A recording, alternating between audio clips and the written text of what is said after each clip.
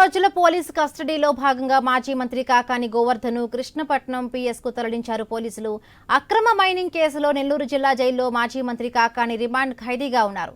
విచారణ జరిపిన నెల్లూరు జిల్లా కోర్టు 3 రోజుల పోలీసు కస్టడీకి అనుమతినిచ్చింది. నేటి నుండి 3 రోజుల పాటు కాకానిని పోలీసులు విచారించనున్నారు.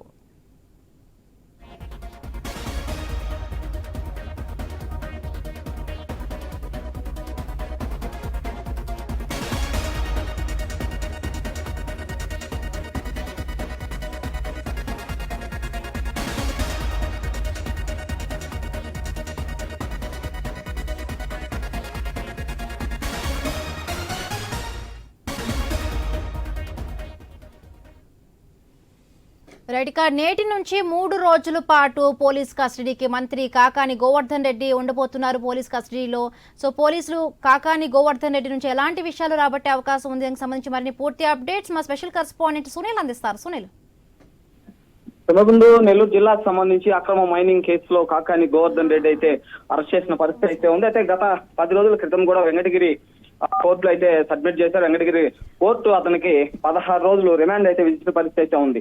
ఈ రిమాండ్ విధించడంతో పాటు కూడా నెల్లూరు జిల్లా జైలుకి అయితే కాకాని గోవర్ధన్ రెడ్డి అయితే తరలించిన పరిస్థితి అయితే ఉంది. తరలించిన అనంతరం ఇటు గోవర్ధన్ రెడ్డి లాయర్లు అటు పోలీసుల లాయర్లు అయితే వాదాపోవాదం జరిగిన పరిస్థితి అయితే ఉంది.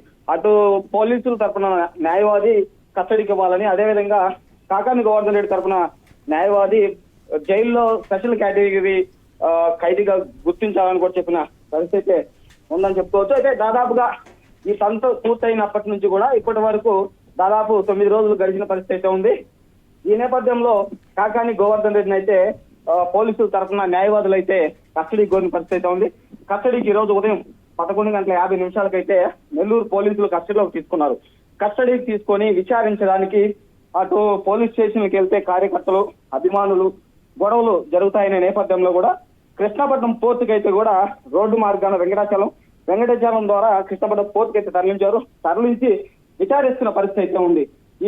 ఈ కాకాని గోవర్ధన్ రెడ్డిని కస్టడీకి తీసుకున్న అనంతరం స్థానిక నెల్లూరు జిల్లాకు సంబంధించి కూడా మాజీ మంత్రులు, అదేవిధంగా మాజీ ఎమ్మెల్యేలు, కార్యకర్తలు అయితే పెద్ద ఎత్తున జైలుకి తరలించిన పరిస్థితి అయితే ఉంది. జైలుకి అనంతరం కూడా కృష్ణపట్నం పోర్టు బయట అయితే వైసీపీ అభిమానులు, అదేవిధంగా కార్యకర్తలు వేసి ఉన్న పరిస్థితి అయితే ఉంది. ఈ కస్టడీ ఈ రోజు నుండి కూడా ఆదివారం సాయంత్రం వరకు అయితే కొనసాగే పరిస్థితి అయితే ఉందని చెప్పుకోవచ్చు. Right, thank you.